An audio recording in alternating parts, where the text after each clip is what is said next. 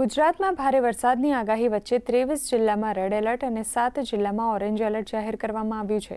સુરત અને નવસારી સહિતના પ્રભાવિત વિસ્તારોમાંથી 1000થી વધુ નાગરિકોનું સુરક્ષિત સ્થળે સ્થળાંતર કરવામાં આવ્યું છે, જ્યારે એનડીઆરએફની ટીમો બોટ સાથે રેસ્ક્યુ માટે સજ્જ છે।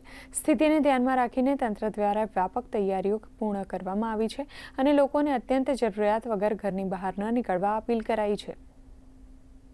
જ્યાં રેડ એલર્ટ જાહેર કરવામાં આવ્યું છે એવા જિલ્લાઓમાં એનડીઆરએફ અને એસડીઆરએફની ટીમ્સ ડિપ્લોય થયેલી છે। રાજ્યમાં કુલ 17 એનડીઆરએફની ટીમ અને 33 જેટલી એસડીઆરએફની ટીમ્સ ડિપ્લોય હાલમાં થયેલી છે। ખાસ કરીને બરોડા જિલ્લામાં 3 જેટલી એનડીઆરએફની ટીમ્સ હાલ સ્ટેન્ડ બાય પર છે।